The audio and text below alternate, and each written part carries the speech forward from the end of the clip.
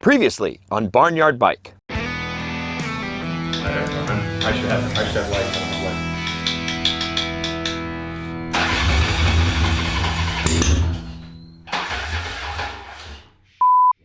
And there's the battery. It never fails, right? Had to change the clutch on it. Was a cable, had to go to hydraulic. Then we had carb problems, fixed the carb problems. Elevator pump was bad on the carb. So, of course, had to do that. I think it might be just from sitting. So, got that fixed, fired up. We're shooting fuel now, perfectly as it should. So that's good. Before I get too far down the road, put the air cleaner back on it. The bike is complete and it's now just putting some miles on it, making sure everything's tight and right, and keep going.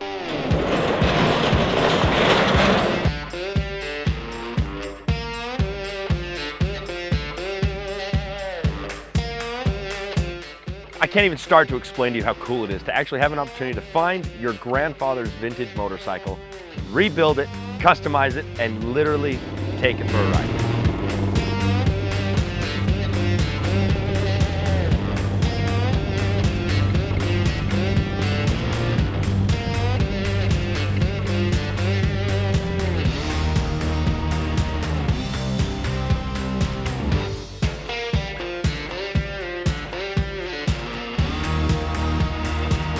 After building and completing my first custom motorcycle, I've got an itch, I've lit my fire, I've got a full gas tank to do another. So I scoured the internet looking through the motorcycle industry to find a motorcycle that's been taken off the road, that's been forgotten, neglected, or just was never completed. And I'm proud to say that I found a motorcycle. This bike's completely different, a little radical from what I've done in the past. The first bike I built would be a modified Softail. This one is actually more of a rigid chopper. So old school style, old school feel, and it's on its way here, and I'm gonna have this as my second Barnyard Bike. My name's Lionel Gammon, I live in northern Utah, and I have a story to tell you.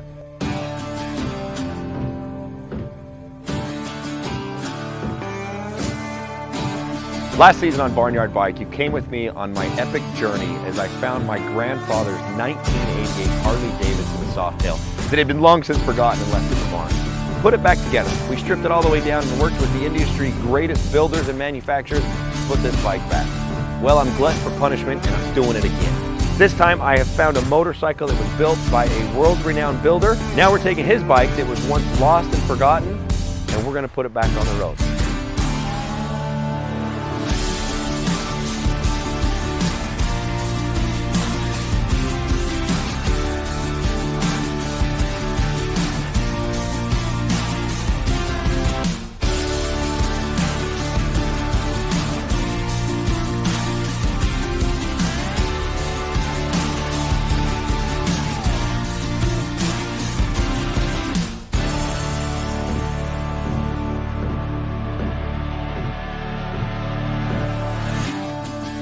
So join me as I take the adventure of my life, building a motorcycle and raising my 3 boys to become men. This is season 2 of Barnyard Bike.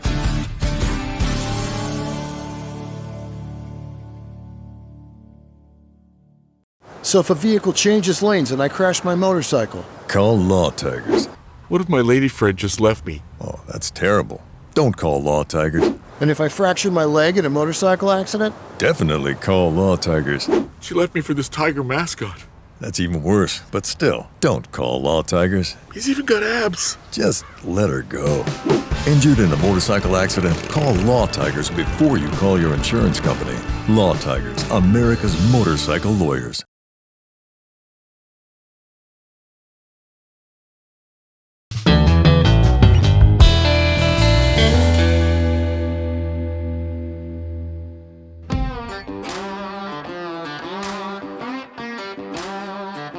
So today is the day. I just got the phone call, and what I've done is I picked up a bike from Rick Bray. Well, let me lie. The bike's not from Rick Bray. He originally built it, and this is the King Solomon bike. He took it on the High Seas Rally, sold it to a guy in Florida, and the guy in Florida now is selling it to me. So worked out the deal with him, and he shipped it. I was anticipating for the shipper to show up here with a trailer, but I got a call from FedEx that says I gotta go pick it up at the facility down in Ogden. So I'm taking the truck. They said I don't need a trailer, and they said it's on a pallet. So we're gonna go and see what we got.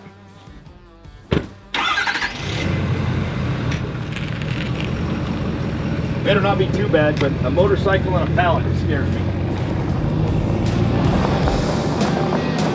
All right, so the whole backstory is really interesting. So this bike, from what I know, King Solomon is what Rick built it and named it. From what I've been told, it's after a friend of his. I don't know the whole story, but he took this bike on that High Seas motorcycle rally and was on display. From what I gather, Rick had a guy approach him, offered him money that he couldn't refuse, and the bike never left Florida. Anyway, fast track, this gentleman gets a hold of me and asks if I'm friends of Rick Bray, yada, yada, yada, gets talking, tells me he's got a bike of Rick's. At first, I think he's trying to track Rick down. And so we just start talking. Well, he comes to tell me that he bought King Solomon and he was doing some modification work to it for himself. First mistake. I don't know why you're trying to modify a bike like that that was built by Rick. I mean, it was in countless magazines, won countless awards and shows, and that's a bike that should just be ridden and appreciated. Long story short, we get talking, come to find out, he's in over his head and wants to sell the bike. I'm thinking that when he said he wants to customize it, you know, maybe he's repainted it. Maybe he changed the bars on it. Maybe he changed the exhaust. So I have no clue. That's what I'm anticipating. So we worked out a deal and he shipped it. And we're headed now to go pick up the bike. I was hoping first that the bike could be delivered to me by a motorcycle transporter. Instead, I get a call from FedEx telling me that they have a pallet that came in on LTL that I've got to come pick up with a truck. And that should be where I probably turn around and not go pick up this bike, because I have no idea what I'm going to get. I have no idea why a motorcycle would be on a pallet, and that's where we're headed.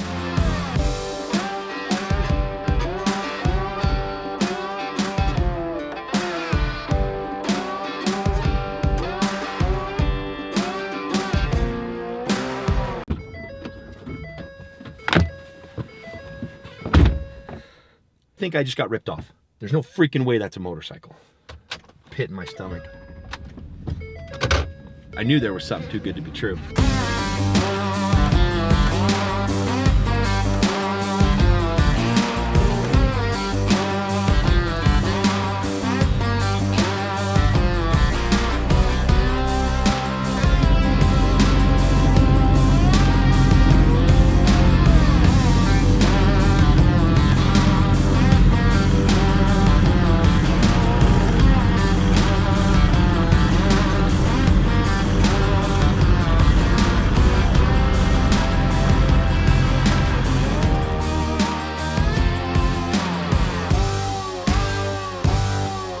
Like I said, that doesn't look like an entire motorcycle to me. So we're gonna tear into it, see exactly what it looks like.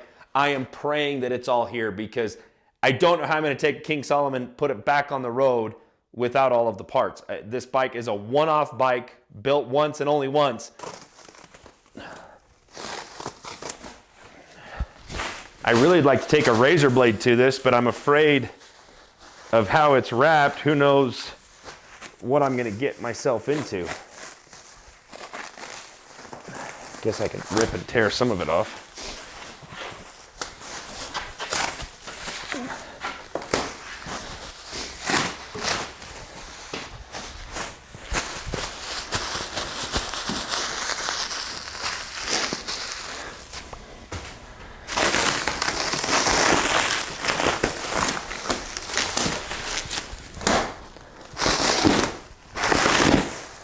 Well, at least it's packed up and that's not reassuring. Look at that. That just all popped right off. All that wrap just popped right off one pull. Looks like it's wrapped up in packing blankets.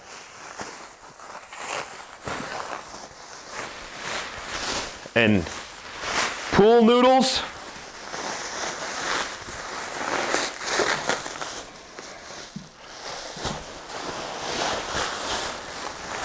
I'm almost scared to even go any further. Amazon boxes. You should never get a motorcycle delivered like this. Legit, I think this is a pool noodle. Well, it's King Solomon, all right. Motor's still in. Wires have been cut. It's pretty loose too. I didn't run myself off a bridge with this King Solomon pallet bike. Got it back here, unloaded it, put it in the shop. Actually got tearing into it. It looks like it's all right. It's not what I was anticipating because it's not put together. So I'm gonna have a lot of work ahead of me. It looks like he did me some favors. He kind of noted what parts were, put everything in a little plastic baggie. So hopefully, A, he knew what he was taking off. He knew how to label it right. And I'm really afraid that he didn't send me everything.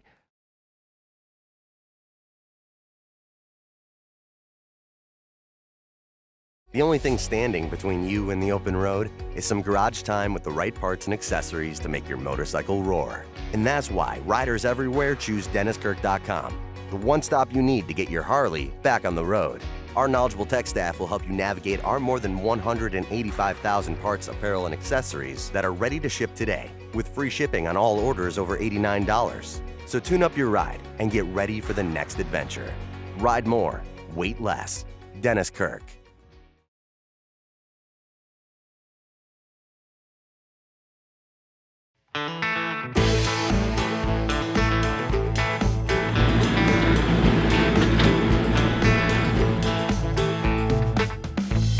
Welcome back to Jack Wagon Ranch. Had to take a little bit of time away from the bike because we still have ranch work to get done. So today, beautiful day.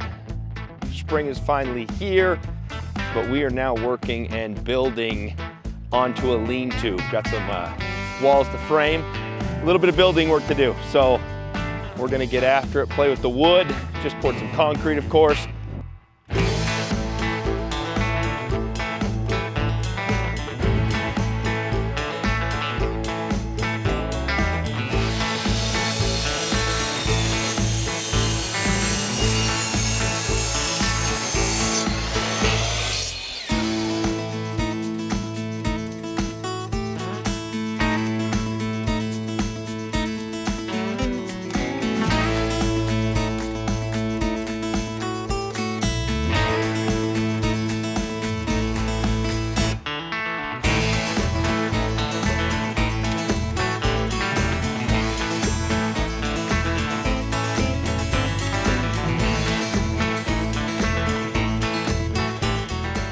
This is a mess.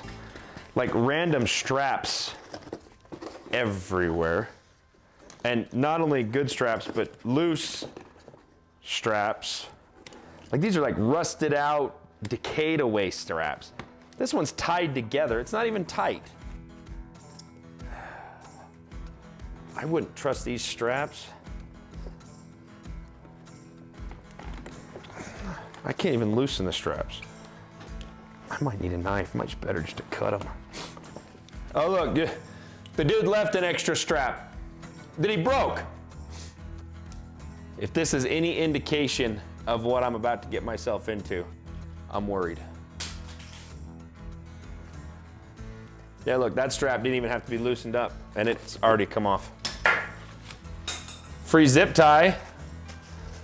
The wheels and tires, looks like the tires are still mounted on the wheels.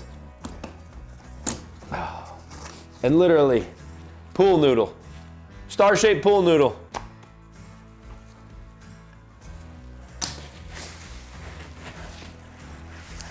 Say we got ourselves a front wheel, bubble wrapped and wrapped.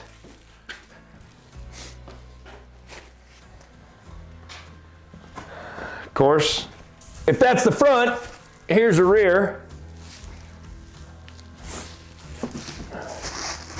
Trying to figure out where the sprocket, looks like that's the sprocket side, which he had that down. Hope that's not bent.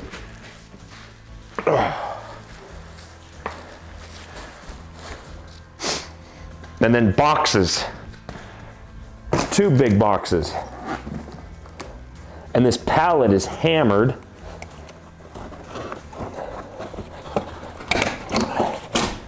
Oh, that strap came off. More Star pool noodles on the bike itself. Some box, we'll get to that in a minute here. No transmission. And what I'm not seeing a single tin, no gas tank, no oil tank, no fender, no front end. No, there's no front end, there's no forks. And I know the forks aren't fitting in that box. Clearly I've got my work cut out for me. Immediately as I get into the pallet, I'm already missing things. First thing I'm missing is the front end. Now, you cannot ride a motorcycle without a front end. That is now called a unicycle. And I don't ride unicycles, I ride motorcycles. So I have that problem. Second problem is there are no tins. Gas tank, oil tank, rear fender, gone, non-existent. So most of the time from building the first bike I built, that's no big deal. You build a style and build around that. But this bike was done already with a style. And I can't go and grind this frame down to add a new tank to it.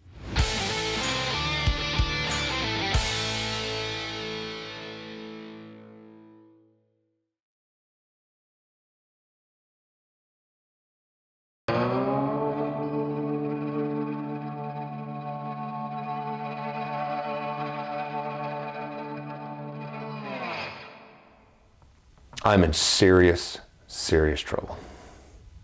Serious trouble.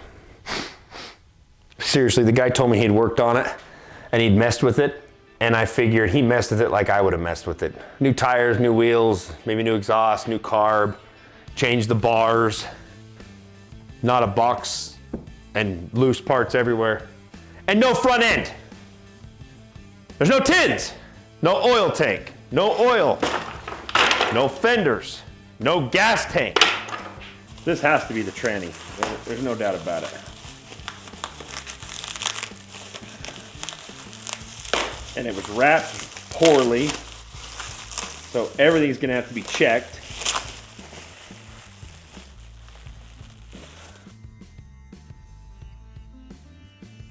Woo! God, that might be dirty, but it is a pretty transmission. Yeah, that is good looking. I'll tell you, Rick done it right. No kickstart. Jockey shift is on.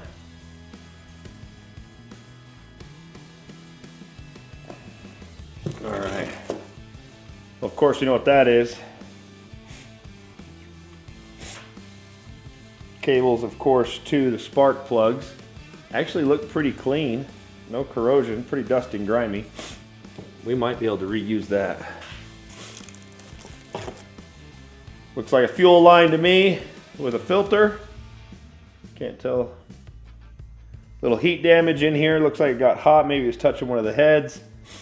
Oh, a little bit of, yep, that's gas. Oof. Maybe it's a good thing the tank's not here. Not really, but that smells pretty varnished. Oof.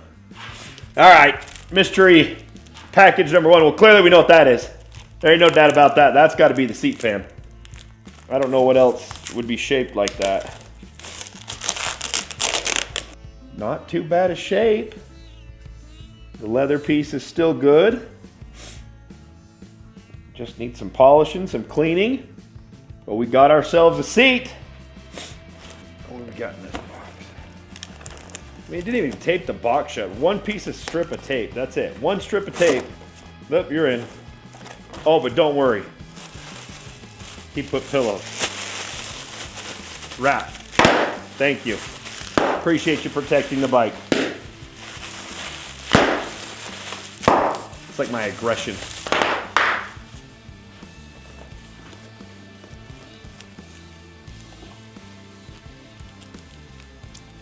Another t-shirt. Oh, wait a minute. Did I get this lucky? More aggression. There it is. An entire box of Ziploc bags. Hey, the guy gave me a blessing right there. Master cylinder hardware. Exhaust bolts. Front head. Oh, that's an oil line to the front head, I guess. Brake lever to the master cylinder. Didn't I already say master cylinder hardware? Let's put those two together right now. No, it's a pile of stuff. Gas tank hardware. Brake caliper hardware. Maybe, just maybe, all the hardware's here. Power out again! Legitimate power outage. It's middle of the night, trying to get some work done. Family's in bed. Wife's probably reading her book. And I'm trying to assess the shambles of King Solomon, and the power's going out. So I'm trying to work by my cell phone light, because I'm the idiot who buys battery-powered lights and doesn't keep them charged. So here I am with no power and a cell phone light, and am forced to calling it a night because there's no power. That's somebody telling you it's time to go to bed. That's what that is.